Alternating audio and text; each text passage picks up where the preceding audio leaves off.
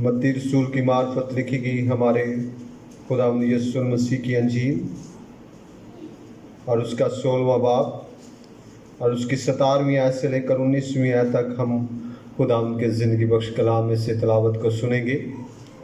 मत्ती की अंजील 16वां बाब 17वीं आयत से लेकर 19वीं आयत तक बेटी महम से गुजारिश है कि वो आए और तिलावत करने में हमारी रहनुमाई करें।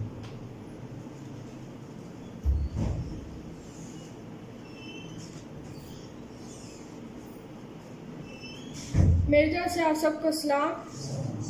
आज की पाक तिलावत मत्ती की अंजील उसका 16वां बाब 17वीं आयत से लेकर 19वीं आयत तक। यीशु ने जवाब में कहा, ऐ बे-एतकाद और खुजरू नस्ल, मैं कब तक तुम्हारे साथ रहूँगा, कब तक तुम्हारी बर्दाश्त करूँगा, उसे मेरे पास लाओ। यीशु ने उसे झिड़का और बदरू उससे निकल गई।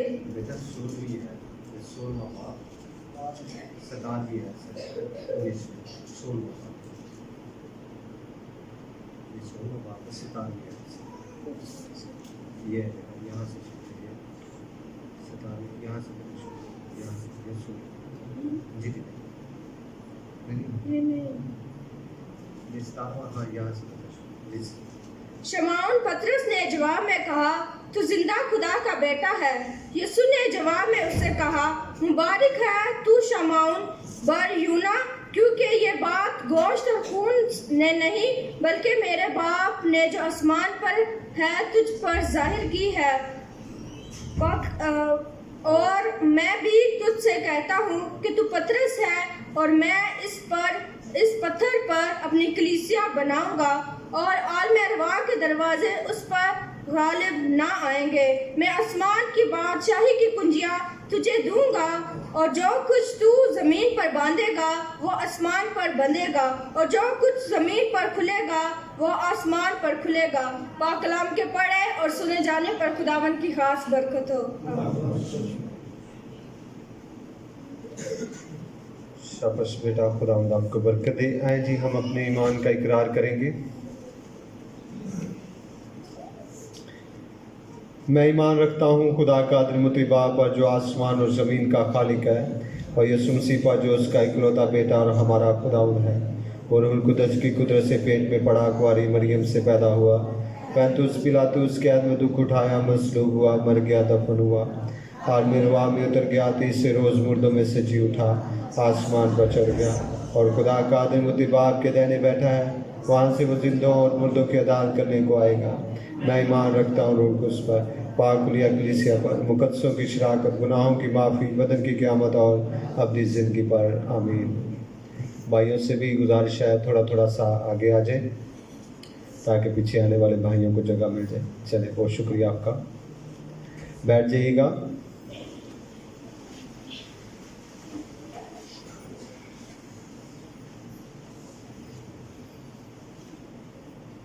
खुदा उनके जलाली और खूबसूरत नाम में आप सबों को मेरी तरफ से सलाम।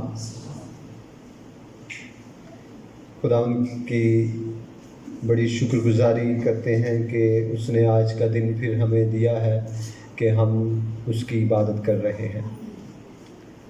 मेरे अजीज़ों, ये बड़ी खुशी की बात होती है कि हम उसके घर में आते हैं।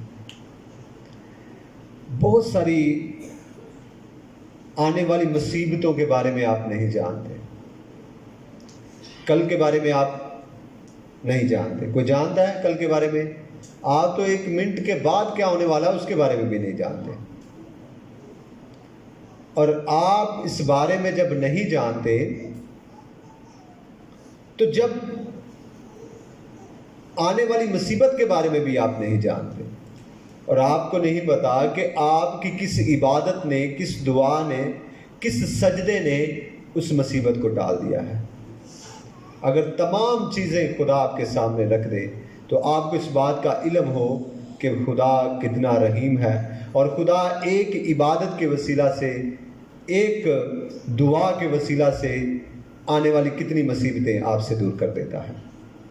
तो हमें खुदावंद की इबादत करनी चाहिए। हमें वक्त निकाल कर तगोदो करके खुदावंद के घर में आना चाहिए, ताकि जब हम उसके घर में आते हैं तो वो हमें कभी भी अपने दर से खाली हाथ नहीं जाने देता।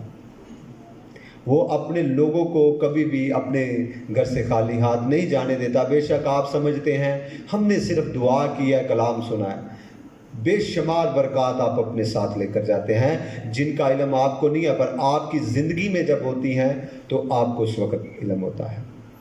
मेरे अज़ीज़ों, आज का जो विर्द हमारे सामने पढ़ा गया है उसकी आज हम 18वीं आयत पर थोड़ी देर गौर करेंगे। मैं आपके लिए दोबारा पढ़ता हूँ। लिखा है कि और मैं भी तुझसे कहता हूँ कि तू पतरस है, और मैं इस पत्थर पर अपनी कलीसिया बनाऊंगा और आलम अरवाह के दरवाजे उस पर गालिब ना आएंगे। आमीन। सब बोले आमीन, आमीन। मेरे अजीजों, आज एक लफ्ज़ है जो यहाँ पर इस्तेमाल किया गया है, वो है कलीसिया। क्या है? कलीसिया। कितने दफ़ा हम अपने लफ्ज़ कलीसिया इस्तेमाल करते हैं? जहाँ पर भी मसीही हैं, जहाँ पर भी मसीही मौजूद है, और जहाँ पर चर्च मौजूद है, जहाँ पर पासबान मौजूद है, वो एक कलीसिया है। और हम 4, 10, 15, 20 लोगों के ख़ानदानों को कहते हैं कि ये एक कलीसिया है। ये क्या है? कलीसिया है। कलीसिया है क्या? मसीहों का इकट्ठे रहना नाम कलीसिया का है, कि जहां पर 4 लोग मसीह मौजूद हैं वो कलीसिया है, जहां पर चंद खानदान मौजूद हैं वो कलीसिया है। कलीसिया है क्या, और क्यों इन मसीहियों को कलीसिया कहा जाता है? क्यों मसीहियों को कलीसिया का लफ्ज दिया गया है? मेरे अजीजों, कलीसिया लफ्ज जो है ये यूनानी जुबान से लिया गया है। जो यूनानी जुबान का लफ्ज है वो है एक्लीसिया, जिसके मायने हैं दुनिया में से आसमानी बाप के घराने के लिए बुलाए गए लोग। ये कलीसिया का मतलब है। जहां पर भी आप कलीसिया का लफ्ज इस्तेमाल करेंगे तो उसका यह मतलब होगा कि खुदा के घराने के लिए, खुदा के घर के लिए बुलाए गए लोग, कि वे वो लोग हैं जिन्हें बुलाया गया है, जिन्हें बुलाया गया है कि तुम मेरे घराने के हो, तुम मेरे हो, और आप सब मसीह के बुलाए हुए हैं, और आप सब कलीसिया हैं। आप क्या हैं? कलीसिया। सब बोले कलीसिया। आप अपने सीने पर हाथ रखकर बोले मैं मसीह की कलीसिया हूं। सब बोले मैं।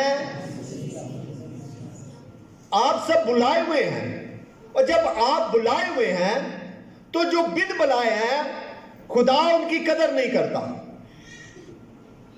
आप यीशु मसीह की उस तमसील को जानते हैं जहां पर बहुत सारे लोग शादी का लिबास पहने हुए उस ज़ियाफत में शरीक हुए, और एक शख्स ऐसा था वहां पर जो शादी का लिबास नहीं पहने हुआ था।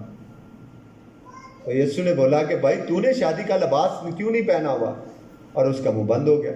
जब बोला कि इसे वहां फेंक दिया जाए जहां रोना और दांतों का। अब आप बुलाए हुए हैं, और बुलाए हुए लोगों की कदर की जाती है। आप मेरे साथ हैं? सब बोले हालेलुया। आप जिसे बुला ले उसकी कदर की जाती है, उसकी मेहमान नवाजी की जाती है, उसको पानी दिया जाता है, उसको खाना दिया जाता है, उसको अच्छे कपड़े दिए जाते हैं, उसको अच्छा घर, अच्छा बंदोबस्त किया जाता है। क्यों किया जाता है? क्योंकि आप समझते हैं मैंने इसे बुलाया हुआ। मैंने इसे क्या किया हुआ है? बुलाया हुआ है। और जो बुलाए हुए होते हैं उनकी कदर होती है, और जो बिन बुलाए होते हैं उन्होंने ਦੇ ਉੱਤੇ ਐਵੇਂ पर गुस्सा चढ़ता ਹੁੰਦਾ है, ਇਹਨੂੰ ਤੇ यहां बुलाया नहीं है, ये क्यों आ गया? आप शादी जब करते हैं तो जिनको बुलाते हैं उन पर आप खुश होते हैं, तो जिन्होंने नहीं बुलाया होता उन्होंने ਤੇ ਐਵੇਂ ਵੱਟ चढ़ता ਹੁੰਦਾ है, ਇਹਨਾਂ ਤੇ यहां बुलाया नहीं, ये क्यों आ गया? इसका मतलब है कि जो बुलाए हुए हैं उनकी कदर है। उनकी क्या है?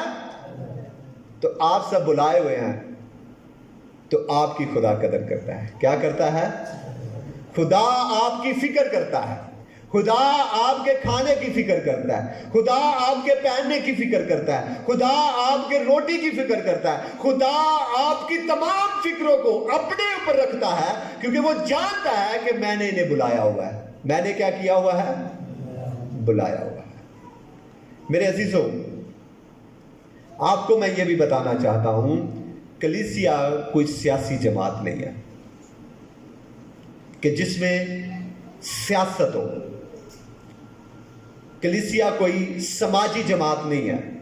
کلیسیا کوئی ایسی جماعت نہیں ہے جس میں اور چیزیں شامل کی جائیں، بلکہ در حقیقت کلیسیا جو ہے یہ مسیح کا بدن ہے۔ یہ کیا ہے؟ مسیح کا، یہ مسیح کا بدن ہے۔